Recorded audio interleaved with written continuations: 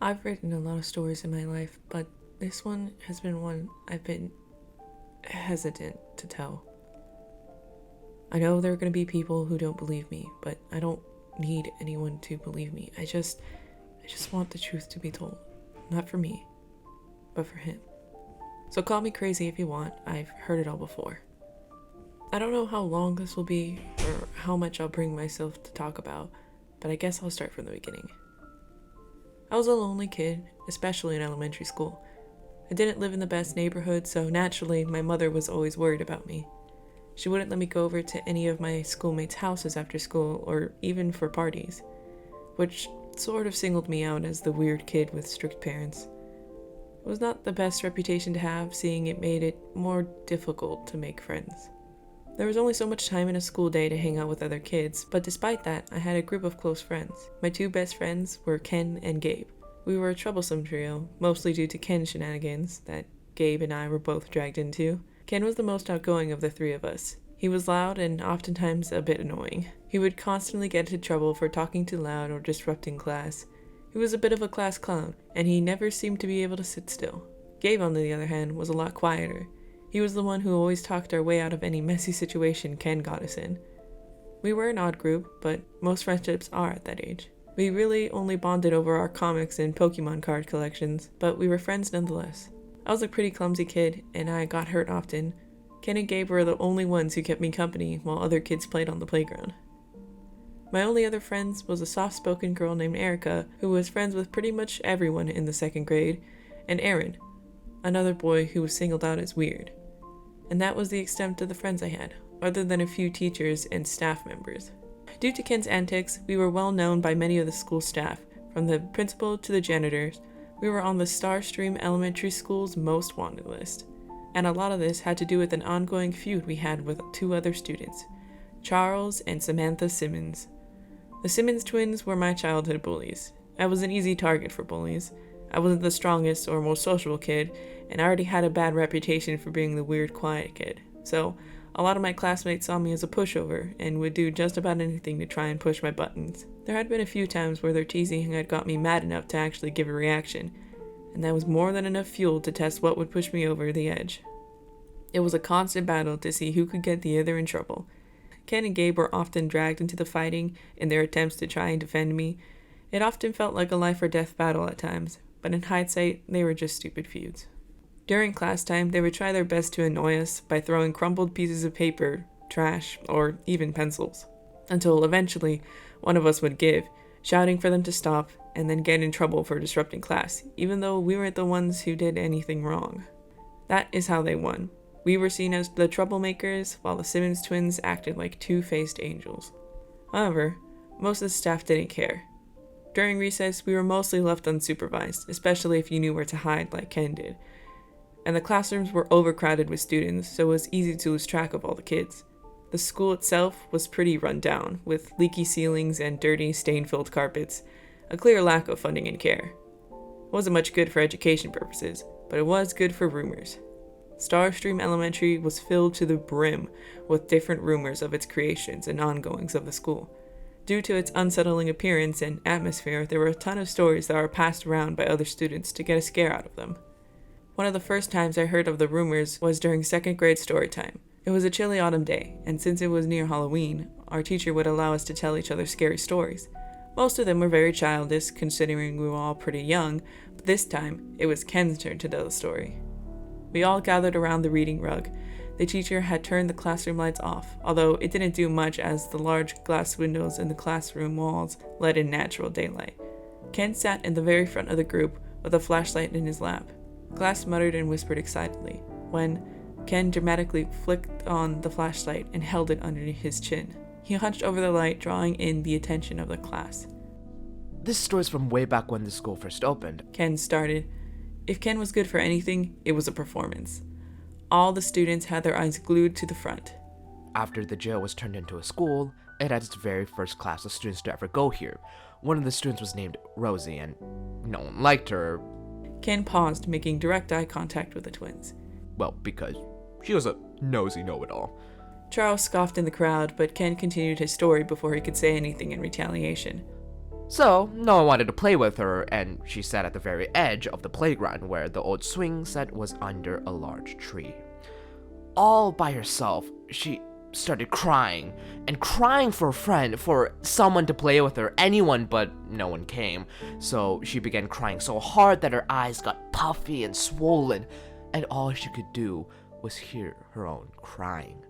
Ken looked around the classroom to check if all the attention was still on him. Suddenly, the leaves on the tree caught on fire, but Rosie was crying so hard and so loud, she couldn't hear the fire. It spread fast, burning all the leaves until the whole top was full of flames. Ken stood dramatically, raising his arms in the air. A few students sat gasping as they hung onto every word. I had my eyes glued to the front. I could feel my heart racing, and everything in my body was telling me to run, but I couldn't bring myself to leave the reading circle. A flaming branch came crashing down next to Rosie. She jumped off the swing, but her dress got caught in the swing set. Ken bent down, cowering, drawing in the students. I could visualize every word he said perfectly in my head. She tried to call for someone's help, but no one could hear her. She yelled for someone to save her. Ken reached out, mimicking the movements of his story. When suddenly, crash! He lurched forward towards Erica and Carson, causing them to scream as he slowly rose back up. The tree fell on top of Rosie, trapping her. He circled around the front of the class. They say her ghost still haunts the school playground. He stopped in front of me, making direct eye contact before giving me a very poorly hidden wink. Looking for a friend to share the swing set and to stay with her forever. He lurched forward to Samantha, who started screaming as well, and then Ken began cackling. That's so not funny, you jerk! Samantha squealed, but Ken continued laughing. All right, that's enough. The teacher flicked on the lights in the room, putting everyone slightly at ease. She walked over to Ken and confiscated the flashlight from him. No more ghost stories. It's time for recess. The class got up and rushed to the door, everyone except me. I was still frozen in my spot. As the story replayed in my head, it felt like every cell in my body was frozen in fear. I don't know why, but it felt so real. Everything in my mind was as clear as day. I could smell the soot in the air and feel the burning of my lungs from the smoke. It felt so real. The warmth of the fire as it blazed in front of me. I could sense the whispers of the girl trapped underneath the flaming tree. I was too frightened to move, too guilty. Could I have done something? It seemed too real. Hey Al, are you coming? Ken yelled to me from across the room. His voice snapped me out of my daze, but I still couldn't move. The teacher came around to check why I had not joined the others. A warm, wet patch had formed a path down my pant leg. The teacher sighed, releasing the other students to go to the playground, while I was taken to the front office and to the nurses for a change of clothes. What is it this time? Need your inhaler? Bumped your knee? Nurse Wakely asked as I was led to the nurse's office. The teacher explained my situation, and I was given a pair of spare pants to change into. I walked into the nurse's bathroom to change while my teacher left to watch the students on the playground. You know, you're going to need to learn to man up if you're going to make it in this world, boy. There's a lot more scary things than ghost stories. I pulled my pants up that were too short for my legs and shamefully walked out of the bathroom. Nurse Wakely turned around to face me, a cherry lollipop in her hand. And I won't always be there to help you. Nurse Wakely was one of my good staff friends. Since I got injured frequently, I made a lot of trips to the nurse's office. Often, it was never anything too serious, and sometimes she would just let me hide in her office, or I would help her put away files when things got bad with some of my bullies. She was one of the nicer staff at our school, and I appreciated everything she did for me. I took the lollipop and smiled at her before exiting the office and making my way to the playground. As I walked past the last classroom before the playground, Charles and Samantha emerged from behind the wall and blocked my path. Where are you running off to?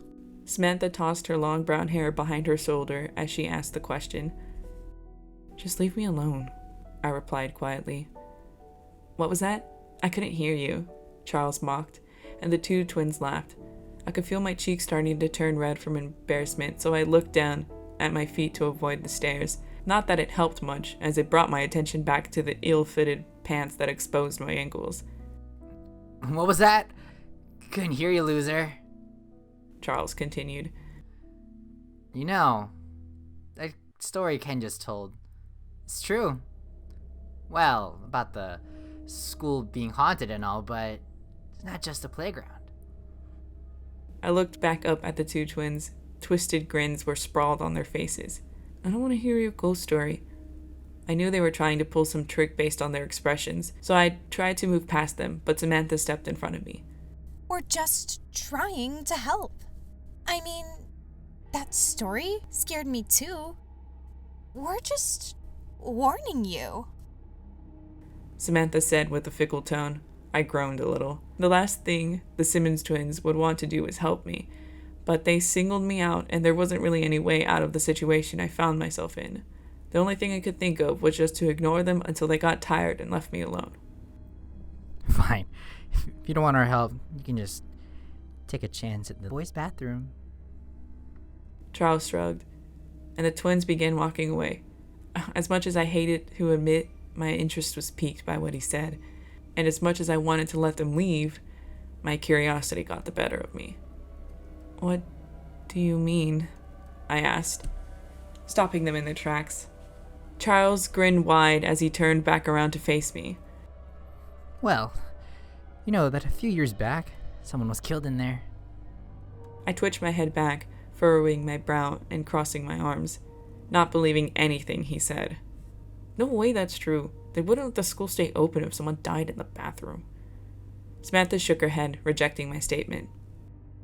It was covered up, She said, and Charles nodded his head, agreeing with her. By a cult. They covered up the story so no one found out who they were. I let my arms fall to my side. A familiar fear began to grow in the pit of my stomach. The twins noticed my change, and in response, continued their story.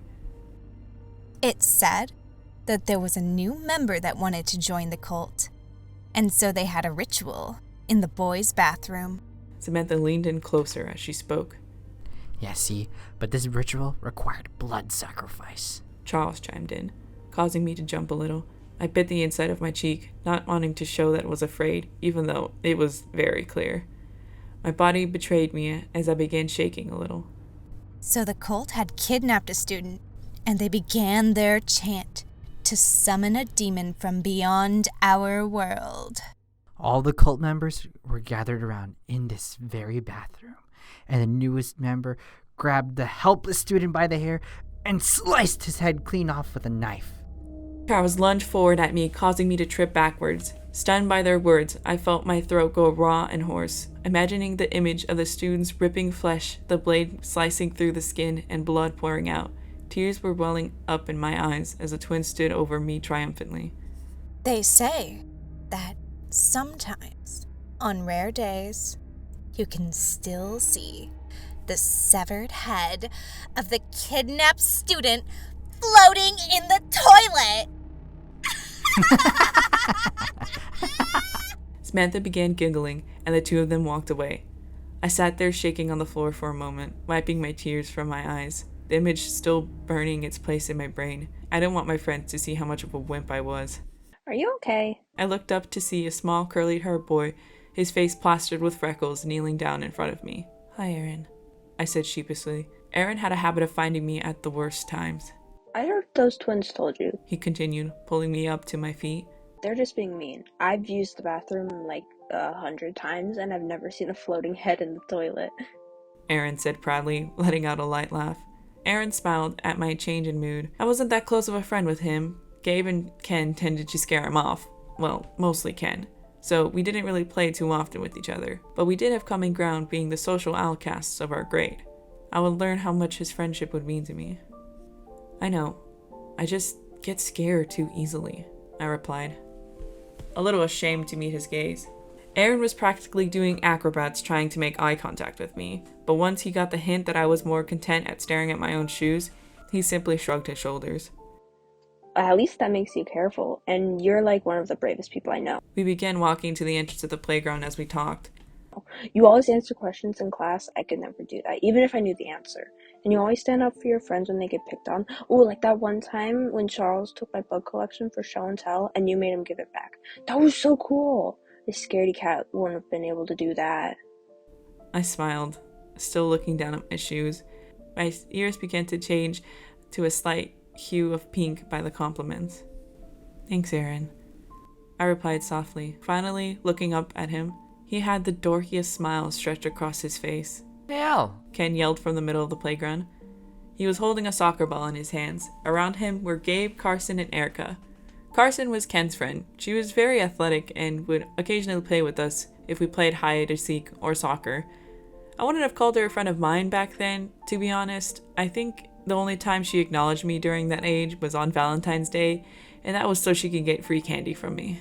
Come play with us. I need someone else on my team. That's not fair. Then your team will have 3 players. Carson argued, taking the ball from Ken's arms. Ken shook his head and grabbed the ball again. Gabe's not playing. He's our ref, so the teams still need to be even. I waved goodbye to Aaron and ran over to join my friends. I heard you pissed your pants because of that story. Carson said, pushing her dirty blonde, wavy hair out of her eyes. My cheeks burned bright with her sudden statement. Ew, Carson, that's so gross. Erica replied. There's no way Al would get scared by some dumb ghost story. Right, Al? Ken said, tossing the soccer ball to me. I fumbled to catch it in my arms a little. Ken gave me a reassuring nod. Yeah, I stammered, not really knowing how to move past the topic. Whatever, let's just start playing before recess is over. Carson grabbed the ball from my hands and ran over to the field. We played until the whistle was blown, signaling for all of us to come back inside. We finished the rest of our class day, then we all gathered outside the front gates of the school, waiting to be picked up. I waved goodbye to Gabe and Ken as they walked off. After they left, I stayed near the entrance of the school, digging at the dirt in the fence. I managed to make a sizable dent while I waited. Alejandro? A voice thundered. I looked up to see the green truck had pulled up on the fire line waiting for me. Inside the car was my father, a large, heavy-built man with a black goatee that formed at the bottom of his face. I quickly rushed over to the car and jumped into the passenger seat. I buckled myself in and hugged my backpack to my chest. I was the tallest kid in class, but I could barely see over the dashboard of the trunk. And in that moment, all I felt was how small I was. My father was silent for a moment, but it was not comforting. There was tension. Sweat began to drip down the side of my face from anticipation. The office called. I gulped rather harshly, sinking lower into my seat, using my backpack as a shield. Want to tell me what happened? His words cut through the air like daggers. Every word was stinging me, and my sight began to blur slightly with tears. I had an accident. My voice was very audible over the music on the radio. Speak up! My father barked, causing me to jump in my seat. I had an accident, I repeated, forcing the words to be louder than before. I felt like they were clawing at my throat as I spoke. My father hummed, still having his eyes glued to the road in front of him. Do you need diapers? Do I need to send you back to preschool? I clenched my backpack tighter, keeping my head down and burying it in my bag. No. Then why are you pissing yourself in class? I did not raise a wimpiest boy. You better man up before I beat it into you. I tucked my head into my backpack, bracing myself for an impact, but it never came. The next time I get a call like that from your school, you'll be in big trouble. You understand? Yes. Understand? Yes, sir. We got to the house, and I ran to my room, closing the door behind me. For a second, I stood listening to the noises behind the door, my father slipping off his heavy work boots, then the sound of the TV clicking on. Once I heard the sound of the mindless show he was watching, I was able to relax. I sank to the floor and began crying softly before wiping my tears and starting my homework. After a while, the television show turned to a static hum as the program ended. I sat on the floor of my closet reading a book to pass the time. When I heard the front door open, the TV was turned off. I put down my book and crawled over to the door, opening it slowly, just enough to peek out. My mother was cleaning up the mess from the frozen dinners my dad had eaten. He was passed out fast asleep on the couch. My mother was still in her nursing scrubs, and her long brown hair was pulled up into a bun that was loose and had flyaways from being up for so long. I slowly opened the door, and my mother smiled at me, noticing my presence. She walked over to me and kneeled down to my level, kissing me on the forehead. What have I said about staying up for me to get home? She whispered to me, giving me a hug. Let's get you tucked into bed. We walked to my room and kneeled down to the bed. Do you remember your prayers? I nodded my head and folded my hands together. My mother followed, and we bowed our heads. I repeated the same prayers I said every night before bed, asking to be protected and watched over through the night. So much help those were. Now, come on. She motioned for me to climb into bed. She pulled the covers over the both of us and hummed a song until I fell asleep. The next day I went back to school. Gabe and Ken were standing just past the entrance of the school, waiting until I had arrived. Ken jumped and began waving me down as I left the car. I raced over to them. Hey Al, He greeted, giving me a high five as I joined them. did you hear? They're doing a Halloween night at school. They're gonna open the school at night, and there's gonna be different stories and shows in the classrooms, and there's gonna be food and stuff. Oh, that sounds like fun, I replied, tightening my grip on my backpack straps. Right, see, Gabe, I told you he'd come. I was thinking we'd get matching costumes and dress up like a group. Gabe looked at me worriedly. Are you sure, Al? I mean, there's gonna be scary stories and stuff. I'll be okay. Plus, it sounds like fun. I bit the inside of my lip as I smiled. I felt a pit in my stomach for having lied to my friends, but I didn't want to be seen as a wimp. Ken was pretty brave, and although we were friends, he would still pick on me every now and then, and he could be a bully himself, so I wanted to protect what friendship I did have. What did you want to dress as? I asked, as we began walking to class. Ken rambled on some different options he had come up with for us to dress as. During class, Ken continued to pass us scribbled drawings for more options, which we got in trouble for. As class continued, I had a growing need to use the bathroom, but the memory of the story the twins told me kept me from going. During recess, we found a table and began drawing out what we wanted our costumes to look like. We huddled around each other's drawings, looking at the different details we added to our fantastical ideas. As we discussed our ideas, I felt the need to use the restroom again. The table we had chosen was not too far away from the boys' bathroom. I stared at the bathroom, remembering the story the twins had told me, the vivid imagery flashing through my head. I shook my head. It was a dumb story. There was nothing to be afraid of, I told myself. I took a deep breath, excused myself, and headed to the bathroom. I walked into the bathroom. The fluorescent lights were creating an eerie glow. I quickly went to the nearest stall to do my business when I heard the door open and someone walked in. Suddenly, the lights flicked off. Hey! Who turned the lights off? I yelped. I turned around to try to see if the person was still in the bathroom, but my eyes were not adjusted to the dark. I took a deep breath, trying to stay calm, but I could feel the panic start to rise in me. I waved my hands in front of me, trying to find my way to the entrance. My hands met the cold metal door, and I felt for the handle. I began to sweat a little as I pulled the door to open it, but it was locked. Fear rose in me as panic began to set in. I tried to convince myself of other reasons the door could have been closed, something more plausible than a dumb child story. Perhaps one of the janitors locked it by accident. Open the door! There's someone still in here! I shouted. From the other end, I heard giggling. My fear turned to anger as I quickly clued into what was really going on. I banged on the door. Let me out! It was a cruel joke, but at least I knew I wasn't in any serious danger. Oh, come on now. Don't you want to say hi to the ghost? Charles laughed. I growled, getting ready to pound the door some more when suddenly I heard a bump behind me. My blood ran ice cold and my heart sank to the pit of my stomach. It was like all at once everything around me froze. My attention turned from the twins outside the door to whatever was in the room with me. I couldn't bring myself to turn towards it, and I was instead frozen with my head between my arms, listening. The bathroom was silent, other than the echo of laughter of the twins. Another shuffle alerted me that whatever was with me was near the trash can. The trash can that was just across from me. My breath became unsteady, and I clenched my clammy fists together. With all my might, I forced myself towards the noise. Hello?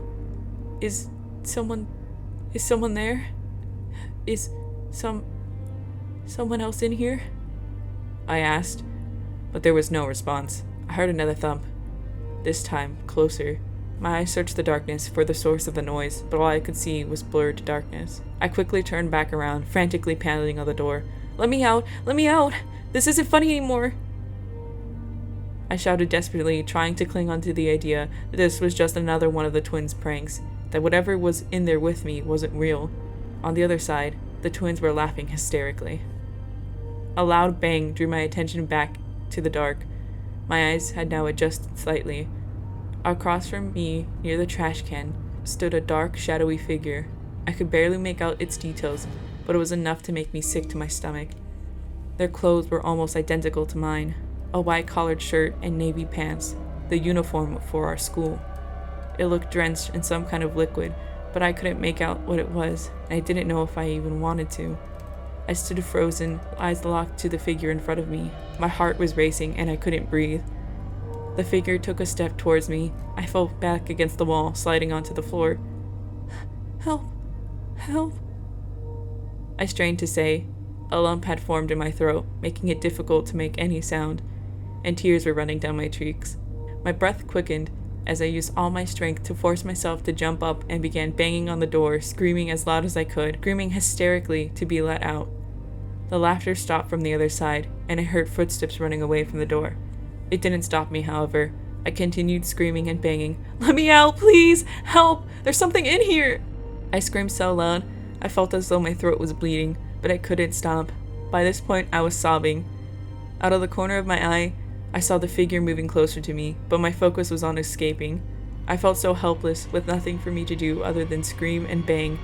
I felt a cold hand grip my shoulder, and then the door swung open. I fell onto the floor and scooted away from the entrance. The janitor stood by the open door with keys still in his hands. I was struggling to catch my breath between sobs. A group of kids and staff gathered around to see what the commotion was, as I was escorted to the front office. My parents were called, and I was sent home early. There hadn't been anyone else in that bathroom with me.